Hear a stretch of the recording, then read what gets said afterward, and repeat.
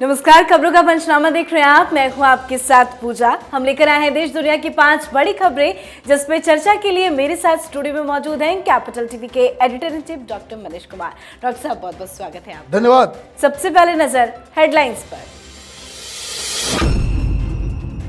2013 में पीएम मोदी की पटना रैली के दौरान हुए बम विस्फोट में एनआईए ने कर्नाटक में मारी रेड। आतंकियों के फाइनेंसरों पर एनआईए की बड़ी कार्रवाई।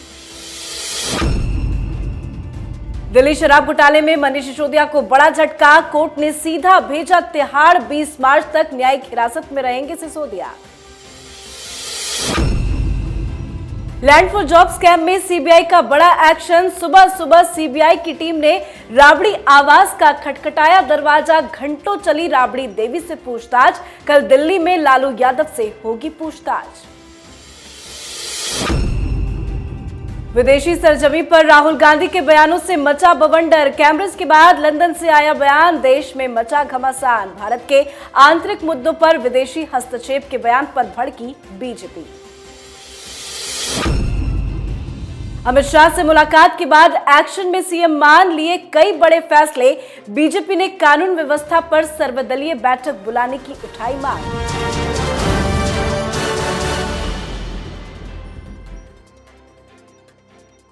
खबरों की शुरुआत में सबसे पहले बात पीएम मोदी की रैली के दौरान हुए बम विस्फोट में एनआईए के बड़े एक्शन की। बिहार के पटना में प्रधानमंत्री नरेंद्र मोदी की रैली के दौरान साल 2013 में हुए बम ब्लास्ट के मामले में आज एनआईए ने बड़ी रेड की है।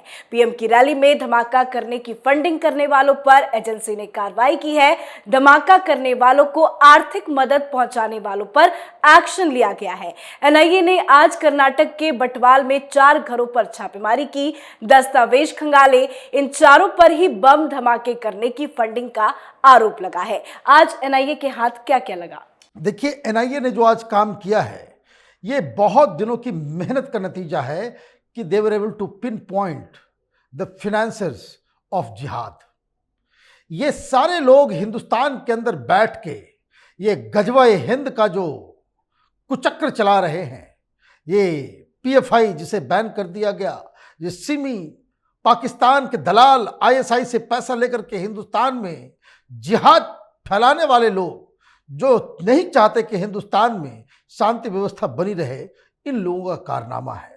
आपको याद होगा, प्रधानमंत्री मोदी के ऊपर सबसे बड़ा जानलेवा हमला ये तो भोलेनाथ की कृपा रही कि जिस स्टेज के नीचे, जहां पे प्रधानमंत्री समेत बीजेपी के तमाम लीडर्स थे, उस स्टेज के नीचे जो बॉम्ब लगा हुआ था वो फूटा नहीं।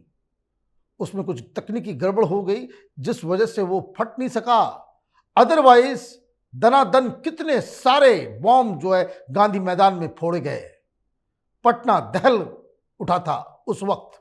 लेकिन अब मालूम चल रहा है कि ये इसके फंडिंग करने वाले लोग ये हिंदुस्तान में ही बैठे हुए हैं। तो आप समझिए कि अभी तो इस केस में सिर्फ शुरुआत हुई है। इन लोगों का रिश्ता किस पॉलिटिकल पार्टी से है, किस संगठन से है, इनको पैसा कहां से आया, किसके कहने पे आप इस पूरे नेटवर्क का जब खुलासा होगा, कई सारे सफेद पोश लोगों के चेहरे से नकाब उतरेगा। जी, दूसरी खबर में बात आज कोर्ट से लगे मनीष सिसोदिया को बड़े झटके की। शराब घोटाले के भ्रष्टाचार में सिसोदिया बुरी तरह से फंस चुके हैं। अब मनीष सिसोदिया का बचना काफी मुश्किल है। आज दिल्ली की राउज एवेन्यू कोर्ट में सिसोदिया की पेशी हुई। पेशी के दौरान सीबीआई ने रिमांड की मांग तो नहीं की, पर कोर्ट की तरफ से बड़ा फैसला सुनाते हुए सिसोदिया को 14 दिन की न्यायिक हिरासत में भेज दिया गया है। सिसोदिया 20 मार्च तक के लिए फिलहाल तिहाड़ जेल में ही रहेंगे। होली भी तिहाड़ में मनेगी। कोर्ट ने मनीष सिसोदिया को विपश्यना सेल भेजा है। उन्हें गीता, डायरी और पेन रखने की इजाजत दी गई है। मेडिकल रिपोर्ट के आधार पर दवाएं रखने की भी इजाजत मिली है। 14 दिन की न्यायिक हिरासत, तिहाड़ जेल गए। कितना बड़ा झटका। देखिए जी, बड़ा न्याय हो रहा है। सिसोदिया के घर पे सीबीआई वालों ने छापा मारा, उसके ऑफिस में छापा मारा, कुछ नहीं मिला। उसके पैतृक घर में जाकर के छापा मारा, कुछ नहीं मिला। कुछ मिला ही नहीं, कोई सबूत ही नहीं, सिर्फ तंग किया जा रहा है। सिसोदिया तो संत है, यही कहते हैं ना आम आदमी पार्टी वाले। लेकिन जज साहब ने जो आज फैसला दिया है कि 14 दिन की न्यायिक हिरासत ये तो खूंखार क्रिमिनल्स को दिए जाते हैं। ये तो जज कन्विंस हो जाता है कि सामने वाला बहुत बड़ा चोर, मक्कार, धूर्त, बलात्कारी, डकैत, भ्रष्टाचारी है, जैसा भी उसके ऊपर आरोप रहता है। तो वो दुर्दांत व्यक्ति है, इसलिए 14 दिन की न्यायिक हिरासत दी जाती है। अब केजरीवाल की सारी हेकड़ी निकल गई। ये सारा प्रपंच, ये प्रेस कॉन्फ्रेंसेस, ये तमाम जो लोगों को अफवाह और बरगलाने की जो कोशिश नटवर लाल की थी, वो औंधे मुंह गिर गई, क्योंकि हिंदुस्तान में जज जो कहते हैं वही फाइनल होता है। तिहाड़ गए अभी 15 दिन के लिए, अभी और कई बार इस तरीके से आप सुनेंगे कि जज साहब ने और 14 दिन का एक्सटेंशन दे दिया, और 14 दिन का एक्सटेंशन दे दिया। क्यों? क्योंकि घोटाला तो इस लोगों ने किया है, बस फैसला आने भर की देरी है। तब ये लोगों को बेवकूफ बना करके कि हम भ्रष्टाचार के खिलाफ आंदोलन करने वाले लोग हैं, तब इनकी पोल पट्टी खुलेगी कि कैसे ये सिर से पांव तक भ्रष्टाचारी हैं और सत्ता के मोह में ये देश को बेचने वाली जमात है। जी, अगली खबर में बात लैंड फॉर जॉब स्कैम की, जिसमें लालू परिवार की मुश्किलें बढ़ गई हैं। आज सुबह सुबह राबड़ी देवी के घर सीबीआई ने दस्तक दी। सीबीआई की 12 सदस्यीय टीम राबड़ी देवी से पूछताछ करने पहुंची थी। अंदर घंटों पूछताछ चली। बाहर आरजेडी के कार्यकर्ताओं ने जबरदस्त विरोध प्रदर्शन किया, पर लालू परिवार पर संकट बढ़ता गया। राबड़ी देवी से पूछताछ के बाद कल सीबीआई ने लालू यादव से दिल्ली में पूछताछ करने की तैयारी कर ली है। बता दें आपको, इस घोटाले में कोर्ट ने लालू यादव, राबड़ी देवी, मीसा भारती सहित 14 आरोपियों को समन जारी कर 15 मार्च को कोर्ट में पेश होने के लिए कहा है। पेशी से पहले सीबीआई का यह बड़ा एक्शन माना जा रहा है। आज राबड़ी देवी से पूछताछ, कल लालू यादव से पूछताछ होनी है। क्या है सीबीआई का प्लान? देखिए, सीबीआई के प्लान बहुत ही सिंपल है। कोर्ट ने तलब किया है, कोर्ट में सीबीआई को पहुंच करके तो बताना पड़ेगा कि भाई आपने क्या किया। ये आरोपी है, उनसे कभी बातचीत की तो जज साहब के सामने सीबीआई डांट खाए, या जो मोडस ऑपरेंडी है, जो तरीका है, जो सलीका है, उसको फॉलो करे। भाई आपके ऊपर आरोप, सीबीआई आपके खिलाफ जांच कर रही है और आपसे पूछताछ नहीं करेगी। ऐसे ही क्लीन चिट दे दिया जाए क्योंकि हम विपक्ष में हैं। और देखिए, तेजस्वी यादव तो कुछ नहीं बोल रहे हैं और केजरीवाल सामने आ गया कि बहुत खराब हो रहा है, हिंदुस्तान डेमोक्रेसी खत्म हो गई।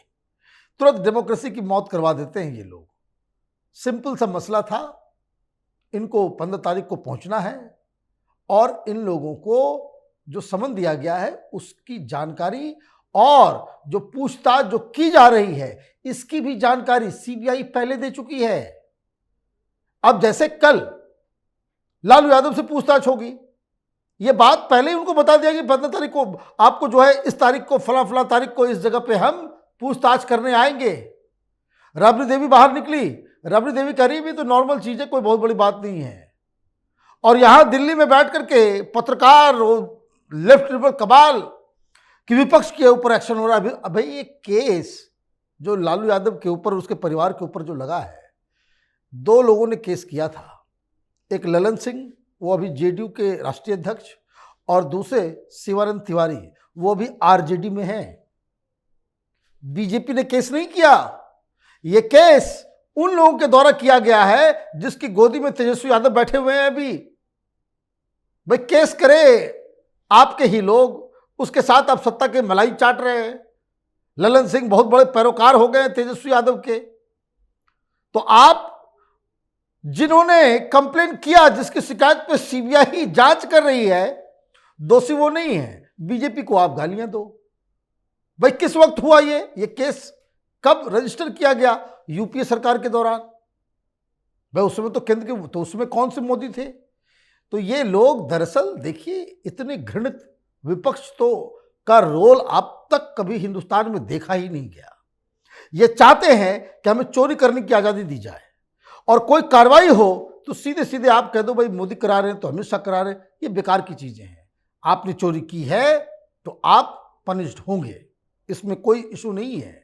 लालू यादव वैसे भी कोई पहली बार थोड़ी सीबीआई गई है। चारा चोरी के मसले में 14 साल की सजा ऑलरेडी मिली हुई है उनको। वो तो तबीयत सेहत खराब हो जाती है और पॉलिटिकल कुछ इन लोगों में अंडरस्टैंडिंग होती है कि भाई चलो भाई उम्र हो गई है, जेल में क्या रखोगे, वो उस वजह से इस तरह की छूट मिल रही है। कोई दूसरा डेमोक्रेसी दुनिया का होता, लालू यादव जैसे लोग कभी बाहर नहीं निकल पाते। जी, अब बात राहुल गांधी के नफरती बयान की। विदेशी सरजमी से राहुल गांधी का अटैक लगातार जारी है। राहुल गांधी ने लंदन में दावा किया है कि मोदी सरकार में लोकतंत्र पर हमला किया जा रहा है। राहुल गांधी ने कहा, देश में आवाज को दबाने की कोशिश होती है।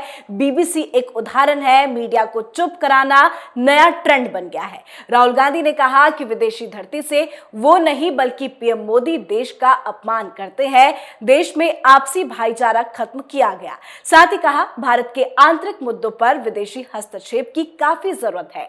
आपसी बातचीत की काफी जरूरत है, तभी देश आगे बढ़ेगा। राहुल गांधी के बयान पर बीजेपी जमकर हमलावर है। क्यों देश के खिलाफ इतना नफरत उगल रहे हैं राहुल गांधी? देखिए, जो व्यक्ति खराब लूजर होता है, बैड लूजर, एक तो लूजर तो है, बैड लूजर, उसका यह होता है कि वो हार मानने को तैयारी नहीं होता है। कोई चीज़ स्पोर्ट्समैन स्पिरिट के तौर पे वो कोई चीज़ अपनी हार को कबूल नहीं पाता है। तो इनके जो चचा जान हैं वो तो पहले उन्होंने पाकिस्तान से मदद मांगी थी। ये अय्यर, ये तो गया हुआ था पाकिस्तान से मदद मांगने के लिए, भाई मोदी को हटाना है तो आप लोग हमारी मदद करें, तो पाकिस्तान डूब गया। अब ये लंदन में बैठ के यूके से, यूएस से, चाइना से मदद मांग रहे हैं कि 2024 में हमें पैसे भी दो, हमें संसाधन भी दो, हमें कुछ और भी दो।